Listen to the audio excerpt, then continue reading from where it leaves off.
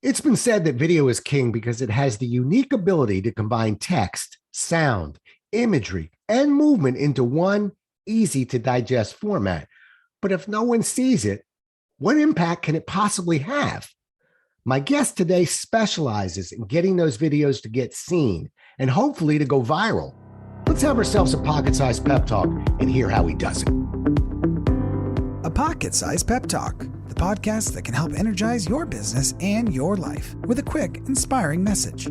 Now, here's your host, Rob Jolles. Today's guest, Joseph Wilkins, founded Pro Creative, which produced infomercials, TV spots, and marketing videos for clients, including some big ones: Google, LinkedIn, McDonald's, Goldman Sachs, Chevrolet, Home Depot, and I'm sure plenty more. As viewing habits shifted away from TV, Joseph launched funnysalesvideos.com, where he creates attention-grabbing, viral-style sales videos that get millions of views and converts cold traffic into sales. Welcome to the show, Joseph. Thanks, Rob. It's good to be here. That's a heck of a bio there. I congratulate you on your work.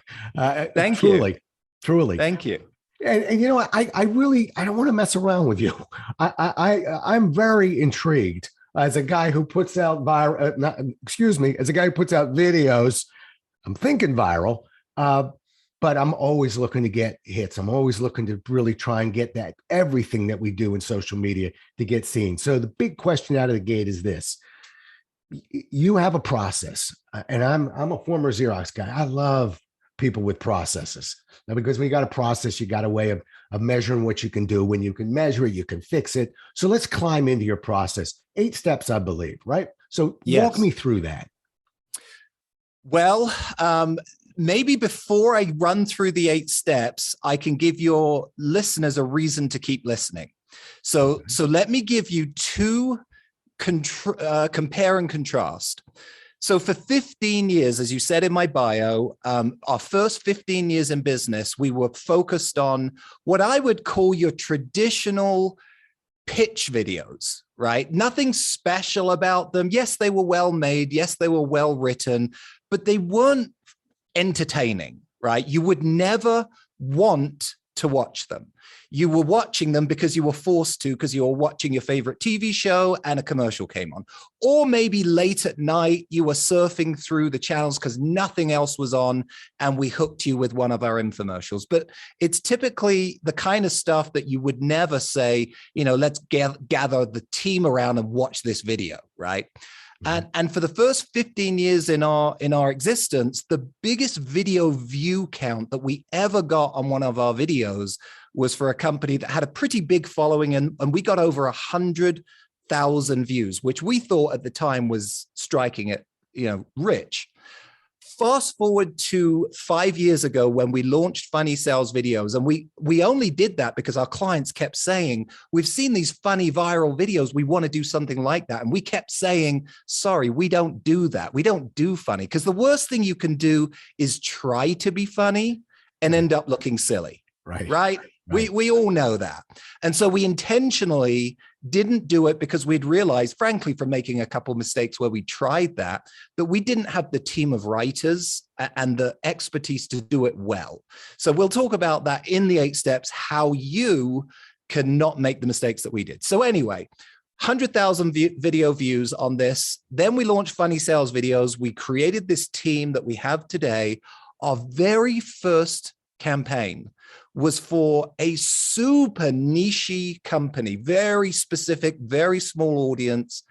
We got over 7 million views on our very first campaign. More importantly, Rob, your listeners are all about results and sales and numbers. Vanity views for the sake of vanity views mean nothing. How did it translate on the bottom line? We generated over $500,000 in SaaS subscription signups to this software because of this video campaign that cost a fraction of that. So fast forward to today, our biggest campaign is at right around 100 million views. That's more than half the number of adults in America. 100 million views. And again, millions and millions of dollars in sales. People are going into stores asking for this product because of how viral it went. But now let me dash all of your hopes and tell you the dirty secret, which is that none of our videos are truly viral. Let me explain what I mean by that. Yeah, because I'm looking for that definition of viral. I remember, sometimes people say, "Oh, my video went viral. We had 50,000 hits." It's like, I don't think that. I think that I believe the number changes, but everybody has their own version of what viral even means. Right. So typically, when clients call us up and say we want a viral video, what they really mean is I want to create a video that at least 1 million people see. That's kind of how I would define it. Now, having said that, if you're a very small company and have a tiny audience, a video that gets 10,000 views could be viral in your world, right? So a viral video just means a video that gets penetration out to a critical mass number of your audience. Now, in our world, we don't care about viral because you could get a video that's a cat video that gets 100 million views, doesn't do you any good. What we do, and the dirty secret is this: any video that you've seen on Facebook, on YouTube, on Instagram, that has millions of views, that is promoting a product. So I'm not talking about celebrity videos, music videos. I'm not talking about cat videos. I'm talking about marketing videos.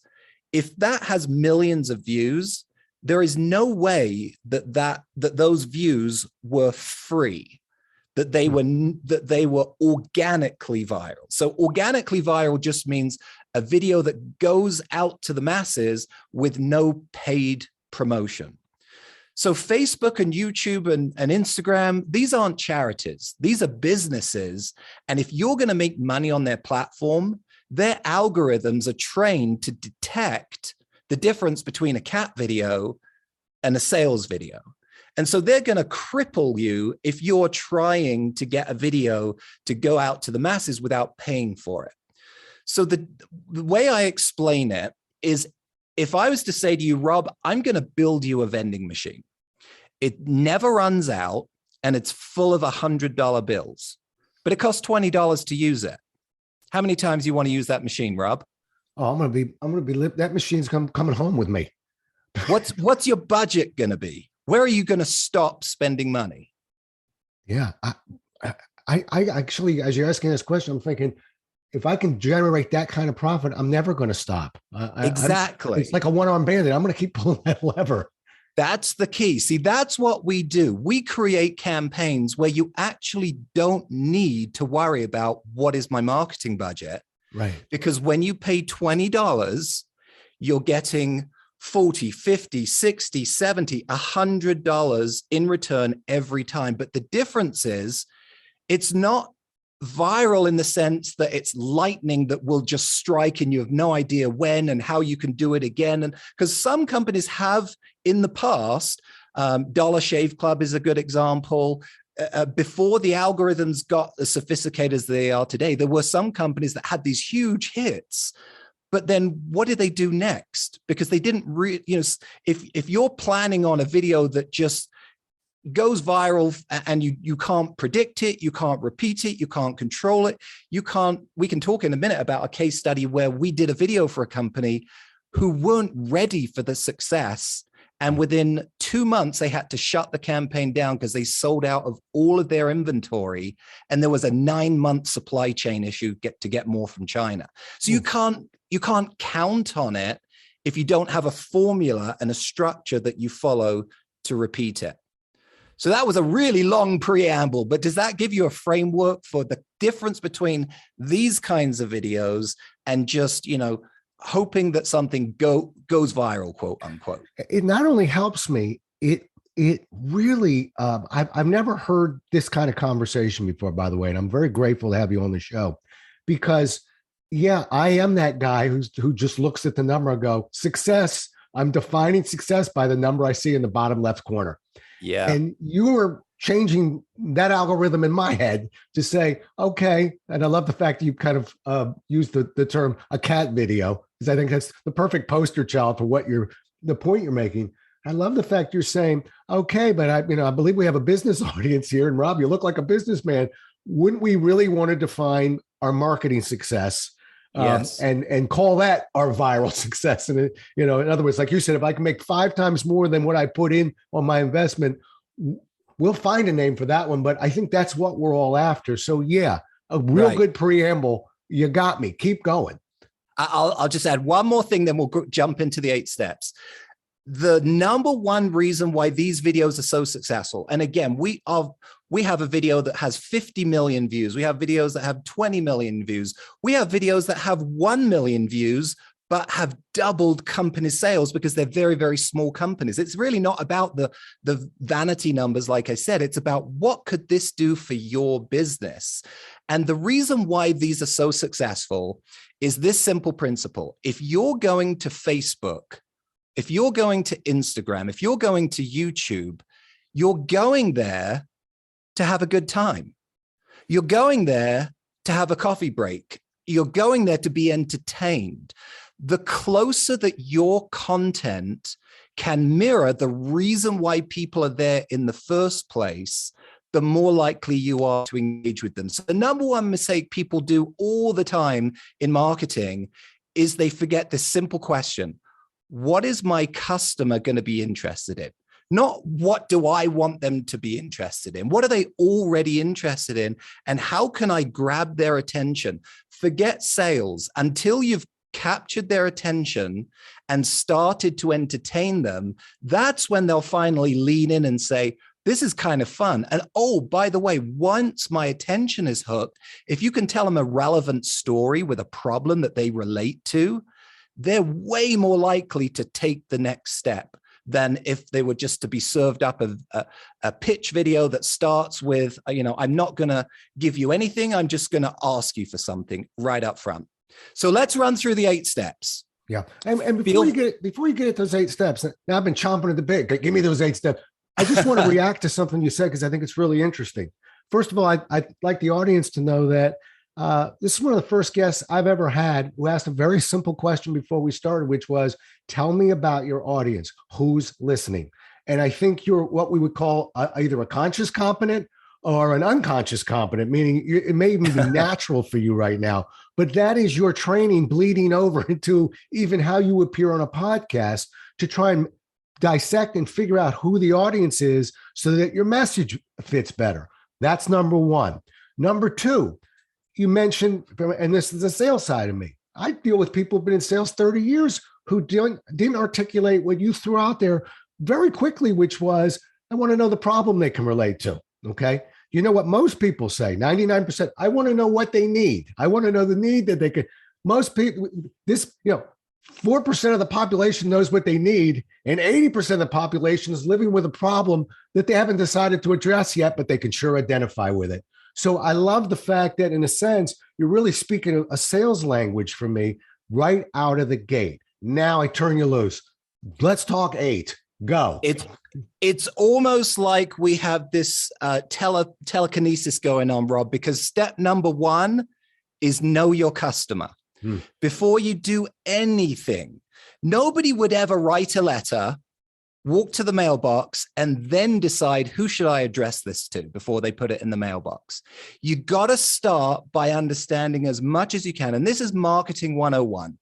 Learn who is it that I want watching this video? What are their pains? Everything you just said. And one of the quick power tips I can give you is, if you want to really get inside the mind of the customer, stop talking and start listening. A great way to do that online is, if you're a business, it doesn't matter if you're a B2B service company, if you're a B2C widget company, there's probably a place online where you can read customer reviews, either about your company itself or about competitors of yours, because all of the customers are looking for the same thing, whether it's you or your nearest competitor. But we won't start a script until we've read through, as an agency, if a client comes to us, we don't we want to listen to them, but then we kind of almost say, okay, I'm not going to believe a word you just said. I'm now going to go listen to your customers. And we create a spreadsheet and write down the common themes after reviewing 100 customer reviews. What are the top pain points that they're saying your product or service solves? What are the objections that they're saying that they don't like about your product or service? You either take that back to the client and say, you got to fix this, or you say, okay, this is, if price is the issue, we got to address that in the video. We got to explain why your product is more expensive, because it's better. It's going to break less. You only have to buy one of yours as opposed to 3 of your competitors. An unresolved concern a customer won't ever get over that unless you address it. Now, I'm talking about trends, not individual opinions. If one person says that in 100, you disregard it. If 50 people say it, you've got to address it. So doing all of your homework to understand who is your customer and what are the top, I typically say in our videos, and we can talk about this in a minute, our average video is about 3 minutes long. In 3 minutes, you can communicate 3 to 5 key selling points.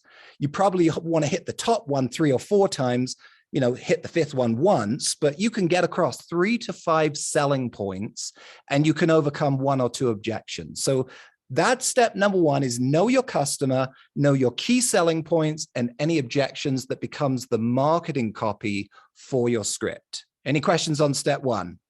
I'm all ears. No, I like it. And I do like the fact that sometimes we make the mistake of listening to the loudest customers, but not the most frequent customers. And so, again, I like the fact that you're very process oriented and very measured in terms of eliminating that issue, because it hampers a lot of businesses as they're addressing the loud ones. I like the frequency. Keep going. Let's go. And just as a reminder, all of these, I'm just breezing across each one of these chapters. You can download the full ebook at funnysalesvideos.com. That's our homepage. Just scroll down to the bottom.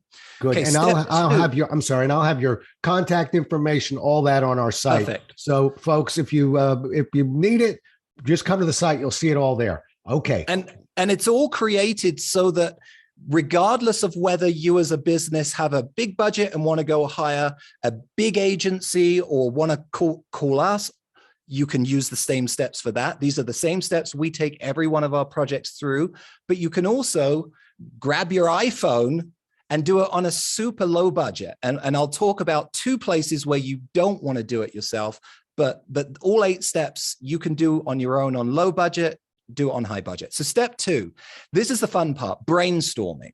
Now, a lot of people get terrified when we talk about come up with ideas from nothing. And most of our videos, if you watch them, again, on funnysalesvideos.com, they're all hosted by one hero character that has a big problem that the client's product that we're promoting solves. And so I tell people, forget about, writer's block and being afraid of the whiteboard.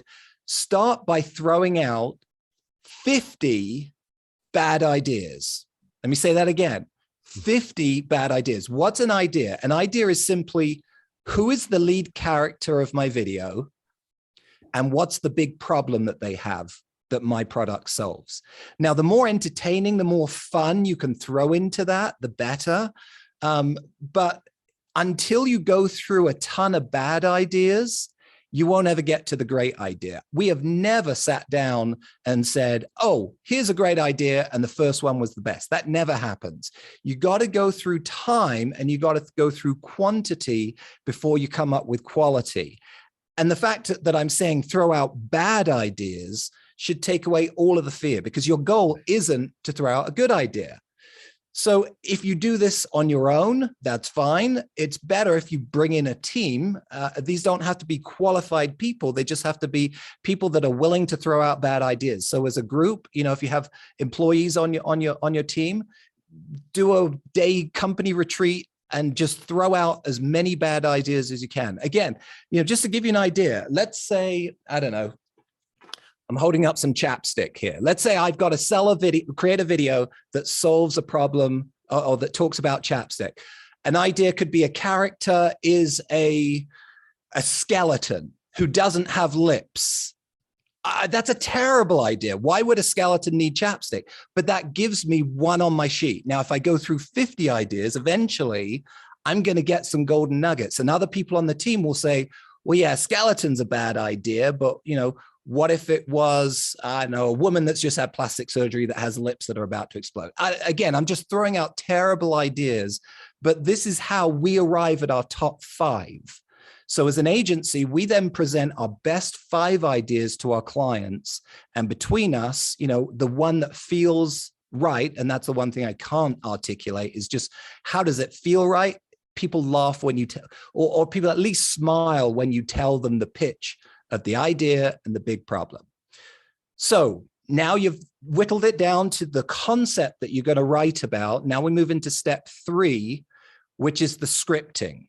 So this is actually a part that has 3 different parts. Step number 1 is take those marketing copy points that we identified in step 1, and you want to bring in a creative writer. Now, this isn't necessarily a copywriter. This is a storyteller. I always tell people the scripting and the acting are the 2 things you should not do unless you have experience, deep experience in those. So I always tell people there are plenty of good writers on freelance sites that are looking for side gigs. So Fiverr is a great one. Upwork is a great one. There's a lot of trash that you need to weed through. But if you look at reviews and look at their work, so you're looking to hire a script writer that can take your copy points, take your hero and their problem, and build about a 3-minute story arc. And that should typically go, I've subscribed to Donald Miller's podcast, Story Brand. He talks about how the ultimate story is somebody who has a problem that meets a guide who gives them the solution and then show them why their life is now better. So he uses Star Wars. Think about Luke Skywalker, a kid who doesn't know who he is, who meets a guide, Obi-Wan Kenobi, who shows him the Force, and then through his training, he becomes a Jedi warrior. So think about that story arc with your customers. Your customers are currently Luke Skywalker that have a problem, aren't fulfilling their potential, or whatever the problem is. Your company is Obi-Wan Kenobi. You've got to show them in this video, here's the solution, and then paint the picture of them becoming that Jedi warrior, or that great, the great transformation that should happen. Again, much more detail in the ebook. So step 4 is once you've got a story that follows that arc, this is where you bring in comedy writers. So up until this point, it's not funny. It's fun, it's entertaining, but it's not funny. What I do is I bring in on every script, there's at least 7 writers. Again, this is why we get the results that we do. We take 4 months to produce every video that we do because we go 4 months to produce steps. a 3-4 minute video. Yep. 2 of those months is writing. 2 of those months is casting, pre-production, post-production. So yeah, there's a reason why these take a long time. And there's a reason why, the difference between the 100,000 view video and the 7 million view video and the 100 million view campaign is because we go through the process. So the 7 writers on each script are first the marketing copywriter that takes those bullet points that we talked about in step 1, then the story writer that takes step 3 that we just went over. Now step 4 is the comedy writers, and I hire at least 5 professional comedy writers on every script that we write. Now, where do I get comedy writers? So again, number 1 place is online freelance services, but I also go to a lot of comedy, and I watch comedians and I reach out to them. Comedians are actually starving artists most of the time. They travel from city to city doing stand-up. At night they're working, but during the day they're traveling. And so they write for me. Or some of my guys work on cruise ships. They're the entertainment at night. During the day, they're literally sitting on the beaches of Barbados writing for me. Now, they're not creating stories. What they're doing is they're taking my script and they're punching it up with jokes. They're just adding a joke here, a joke there, rephrasing something to be funny, adding in little twists here and there. And I personally, my role is the creative director. So I'm seeing the project from beginning to end, and I'm making sure that any additions to that script go past me first to make sure not that they're that funny, but that they're adding to the sale.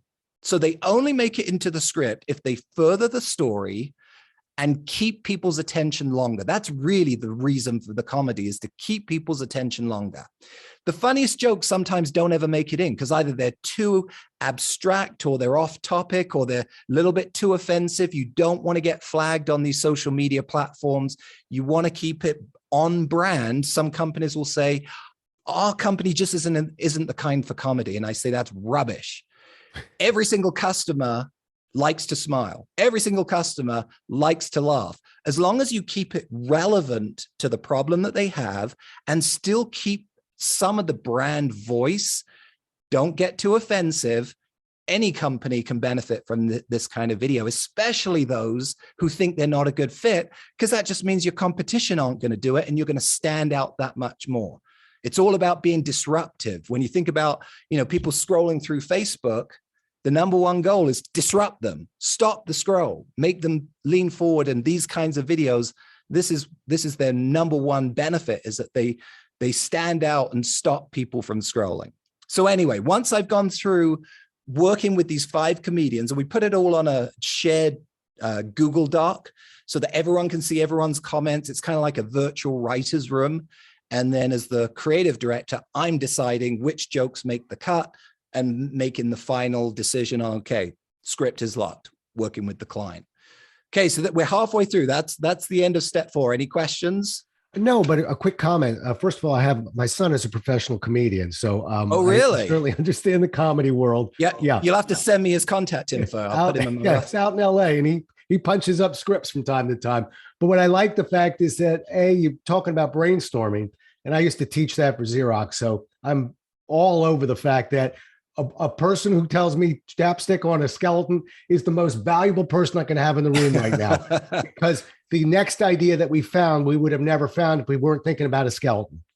100%. So really good. But what's interesting is, even with the comedians, you're almost like a gatekeeper. You're following your own process of, again, write up, give me any joke you want. Don't worry about it. I know the client. I'll do the contracting. You do the expanding. So yes. I like that. There's a lot of expansion and contraction in your process.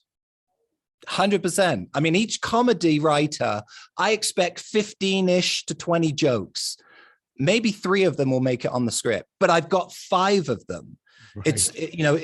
It's all about, if you ever watch the show Who Wants to Be a Millionaire, the most valuable lifeline wasn't phone a friend. It wasn't 50-50. It was ask the audience, because the wisdom of the crowd, the more brains you can get, the better the end result will be. So 100%. Okay. So step 5, production. So this is where the rubber meets the road. You've got a script, and we'll talk about this in step 7, but the whole way, you're not just determining, is this script good based on your gut feeling? You're testing it on other people. Ideally, you're testing it on your customers, your best customers, people that you can trust for their opinions. But we'll talk about that in a minute. So you got a final script, you're ready to go produce it. You would think, as a guy who's run a video production studio for 20 years, I would say the most important part of production is to get the most expensive camera and the best lights and the best sound. It's not. For this kind of video, the most important part of production is casting, meaning finding the right actor, the best actor, the person who's going to bring this script to life. I would take my iPhone and a great actor, and I would never swap that for $1 million worth of camera equipment and a crappy actor. You're not going to get the same result as if you've got the best actor. And so here's the thing that, again, back to why this takes 4 months. We will typically look at 100 actors before we cast one. Let me explain how we do that. Because again, if your listeners are going to attempt to do this themselves, here's another power tip. Auditioning actors costs nothing but your time. Agencies do not charge you to do an invaluable service which is to send your script out to actors and have them produce videos for free of what your final video could actually look and feel like. Now, they're crappy home videos, but especially since COVID, every single actor has a setup in their home, kind of like what we're doing now, where they have a place that they can do audition videos. And so the way that I do it is I'll look at about 100 actors. I'll go to local acting agencies' websites here in Salt Lake City, where we are. There's 3 or 4 major ones. I'll go to the website. Let's say my character is a female, 40-ish. I will never say, okay, she's got to be this age. She's got to look like this. She's got to be this race. She's got to have this color hair, unless there's a really, really critical plot point that means I have to. But I want to keep myself open to all options. I don't ever want to close doors to things that may surprise me. So I'll go through and I'll look at about 100 actors. Let's say it's a female character, maybe it's a mom, and I'll go through and look for people that can kind of pass as a mom. Then I'll nail it down. I'll narrow it down. I'll look at their headshots. I'll watch their demo reels. And then I'll narrow it down to about 20 that I think I want auditions from. Then I'll send them 2 or 3 paragraphs of my script. Don't send them the whole script, just a short snippet. And I'll send it to the acting agency with a list of the names that I want auditions from. And within a week, I'll get an email back with a link to download all the auditions from each agency. And I'll sit down and I'll look through, how do they perform? What do they bring to the script that I didn't even think about? How did they put their personality in? Does it even work? I mean, it's a great time to retool the script if there's something in it that doesn't work. But most of the time, I will be surprised by at least 2 or 3 of them. And that's really what I'm looking for. I'm looking to be surprised. I want this to be an additive process where every single step, it's getting better. And people that I'm bringing in to work on the project are making it better. This is why, working in a silo, one guy locking himself in a room never works. You want the wisdom of the crowd. So then once I've picked my top 3 or 4 actors, I'm not going to rely on that's the performance that I'm going to get in the studio, because anyone can do 20 performances in the comfort of their home and pick the best one. I want to then bring them back for live auditions, only the top 3 or 4. And I'm going to ask them, okay, do the script. Okay, now do it again and put the emphasis on this word. Do this part faster, slow this down. I'm looking, can they be coached? What are they bringing that I didn't feel in the first canned audition? I want to feel, how do we work together? And that's when, after going through those 3 or 4, and normally I'll have the client on Zoom with me and we'll show them, and between us, we'll pick the best actor. And then it's time to go into production. Final thought on step 5.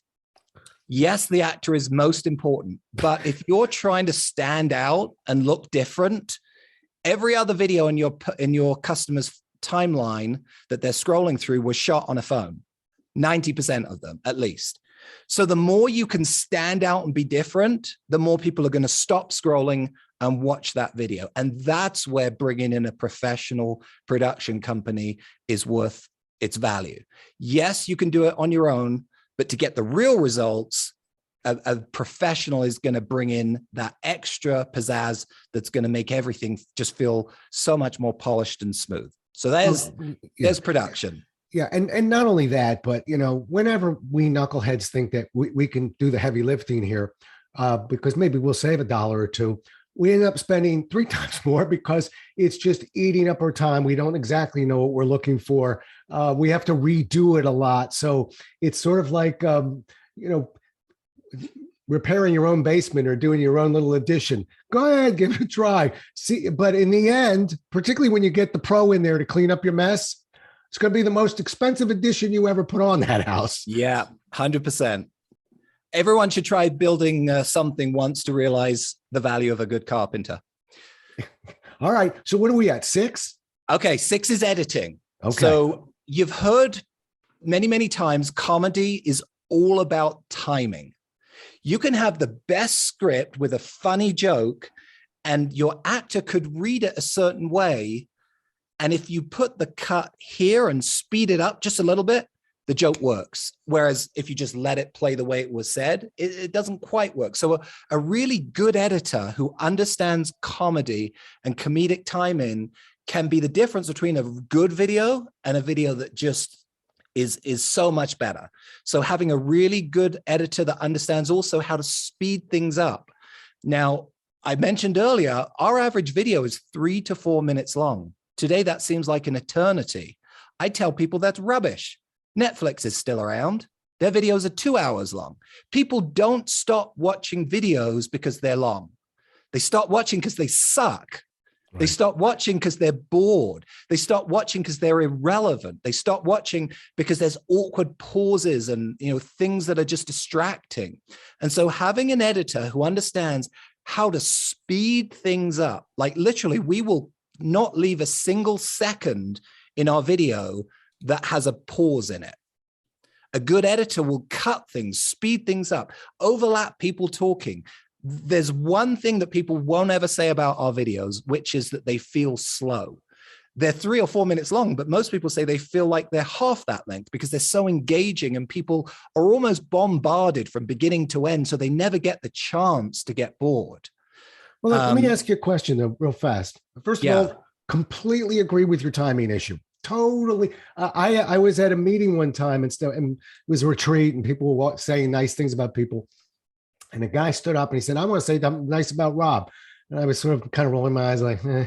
And he said, I'm not boasting, but he said, it's the best timing, comedic time I've ever heard. It brought tears to my eyes. It was he had no idea how important that comment was to me. And no one had ever said that to me before, but I take it very seriously. So timing is not lost on me. But my question is this.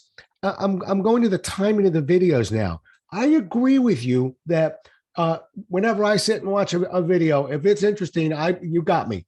But sometimes I find myself looking, I don't know, I'm doing exactly what you said. I need a study break. There's 2 dogs being adopted. I'm kind of going, but the 6-7 minute adoption dog video, I don't necessarily jump on. I'll take and maybe I'm answering my own question. I think I can feel that emotion in 3 minutes. I don't need 7. Am I answering my own question here? But I'm jumping on the 3 just based on the number. Yes. And there's also a battle that we fight because a lot of the times we have so much good content and we want to push it to 4 minutes. We always try to keep, when you start playing a video, what's the first thing you do? You look down on the timeline and see how long is this video. Right. The difference between a 3 minute and 59 second video versus a 4 minute and 1 second video, there's a mental barrier there. So we always try to keep it under, but if there is a reason and if people are watching, we have gone as long as 4.5 minutes. Okay. And the shocking thing is that we do tons of testing, and that's step 7. I'll get there in just a second. But the long versions of our videos, we'll do a long version and then we'll do a half version. So 1.5 minutes to 2 minutes, because some platforms won't let you put a 4 minute video. Instagram had a 2 minute limit. TikTok, I think, has a 60 second limit. So we do various lengths of our versions and we test them. And time and again, the long version always, 90% of the time, outperforms the shorter version. Wow. Why? Because we've spent more time to build that relationship between you and the character. We've made you laugh more times. With the more you tell, the more you'll sell. So the longer you can keep them on, the more likely you are to sell them. And so that's why we tell people it's not about, vanity metrics. It's about the bottom line. It's about looking and seeing which performs the best. You'd be shocked to know that depending on the package that our clients order, most of our projects, we will edit 32 different versions of the same video. We edit the long version, the short version. We'll edit a version that's square, version that's widescreen. We'll create versions that have different offers. We'll ABC split test them. One offer could be buy one, get one free. One offer could be get 25% off. One offer could be get $50 off. Which one is going to perform better? We don't know. The data will tell us. Final thing, we always, where possible, create 3 totally different opening hooks to our video. That's the most important part of your videos, the first 5 seconds.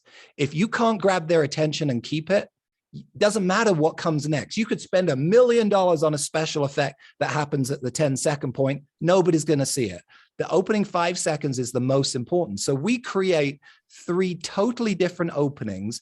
They've got to be visually hooky, because 80% of people have their sound off when they're scrolling through social media. So your job is to visually bombard them with something shocking or curiosity piquing and get them to turn their sound on. And so we'll create 3 different options to ABC split test which one gets us to the 10-second mark the most. And I actually did a vlog article on LinkedIn that got quite a bit of traction. You may want to link to it, but I showed the difference between the same video with 3 different hooks. Version 1 did a 1.9 return on ad spend. So for every dollar that they spent on that vending machine, they get $1.90 in return. Version 2 got a 2.7 return. So they almost doubled their return on their investment. Version 3 got a 4.1 return on ad spend. The exact same video, just a different opening hook. The difference between a 1.9 and a 4.1. So in our vending machine for the $20, one got $40 back, one got $80 back. So that's the importance of editing multiple different versions. And then step 7 is testing them, making sure you realize only half of the work is done when you finish the video. The other half is testing it, having a marketing guru that understands, how do I get the data back without spending a whole bunch of money, and testing these different opening hooks, testing these different calls to action, testing the long version versus the short version, testing it on YouTube in a widescreen version versus Facebook in a square version. There's so much data that goes in so that we're not gambling. We're not just throwing out one video and hoping it goes viral. Right. We're throwing out 32 and scientifically measuring, so we're accounting for the money that we're spending before we come to the final one of those 32 that repeats again and again and again. And then you just pour gasoline on that fire, and that's the one that you run with. Wow. Okay. I got to tell you, I am learning a ton today. And thank goodness it's a podcast and not a conversation. Are we at 8 yet? We're at 8. Yeah. All and right. Really, I've already covered 8. 8 is forget going viral. Have a marketing budget. There's 2 sides to financially how you're going to operate here. You got to put money aside for the production of the video, whether that's a very small amount, but you still got to hire the writer and the actors, or whether that's a very big amount or a reasonably bigger amount by hiring the professionals. But then you have to have those $20 bills, at least enough to start the process rolling, because sometimes, depending on your offer, it'll take a while for the money to come in. We always tell people, try to get the most aggressive, irresistible offer. Sometimes that's a free trial. Sometimes that's a buy one, get one free that doesn't really make you much money, but creates the client. Sometimes it's a lead generation for a business to business that may take a month for the salesperson to go meet with and close it. So there's going to be a while until that money starts paying itself back. So you've got to have a strategy and say, I need a media budget and I need a production budget. But again, based on the case, and you can see, I think there's 6 case study videos, examples on funnysalesvideos.com at the top of companies that doubled their sales, tripled their sales, have millions of dollars because they did it right. The difference between, the results that we get and the results that we used to get is this process that I've just taught you. Wow. Is there a particular type of company that you're looking for that hits your sweet spot, or I'm a one-man company. Does my company fit your model? Yeah, we have companies that are Fortune 500 companies that spend millions and millions of dollars on advertising per day. We just did a campaign for a guy who works in his basement, basically selling a medical device, one-man shop, who doubled his company sales month over month. This company spent millions of dollars, This company spends $100 a day on advertising. So, Right. it doesn't matter the size of your business. It matters how big do you want to grow it. Right. But you got to get your money on the table. I say that I'm a terrible gambler. I don't really like it, but I did one time learn how to play craps, and you don't play craps by putting one chip down on a number. That's no one wins that way. You got to put them on the board Yes. to make it work. All right. How do people get a free copy of this ebook?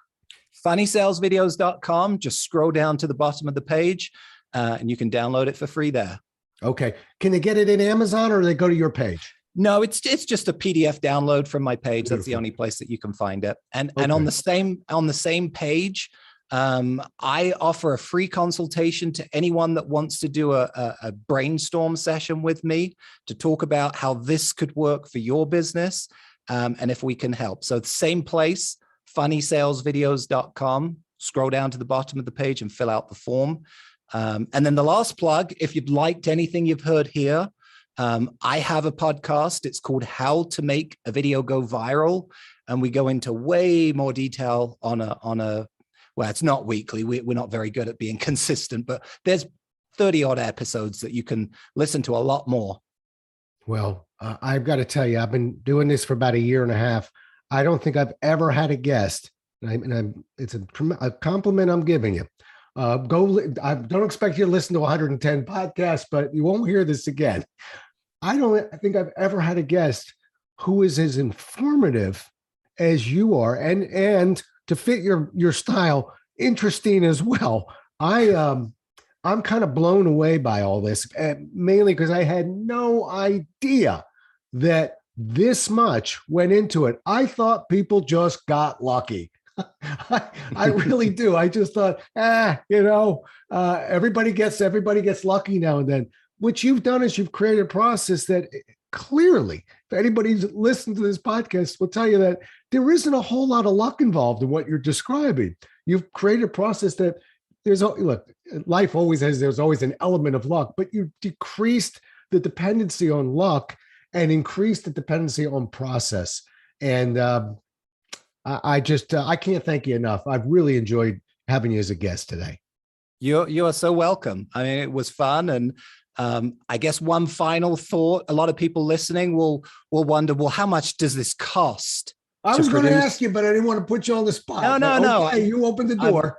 I'm absolutely fine. So when people call the kinds of companies that produce this for a living, it's hundreds of thousands, in some cases, millions of dollars to produce these kinds of videos. Again, 4 months with probably 20 people working on it. It takes a village. We do it. Our packages start at $30,000. Well, and again, that's $30,000. And if we do this thing right, we're going to pull that vending machine and we're going to make a whole lot more than that. As a sales guy, and for anybody listening, just think about your marketing budget. Think about the budget you're putting in, and think about how many things are tripling and quadrupling what you're putting in there. I'm glad you went over the numbers. I thought it would be more, and all I can tell you is I think it's worth every penny. So anyway, thank you, Joseph, so much for being a guest. You practically set a record on Pocket Sized Pep Talks for us having the longest podcast. And you know what? I'm not, folks, not one bit of it was trimmed, because I'm not trimming this. I'm going beginning to end on this one. Thank you so much for appearing with us. It's been a blast, Rob. Thank you. Well, we'll do it again as well as we can next time. Until then, everybody, stay safe. Thanks so much for listening. If you enjoyed today's show, please rate and recommend it on iTunes, Outcast, or wherever you get your podcasts. You can also get more information on this show and Rob at jollis.com.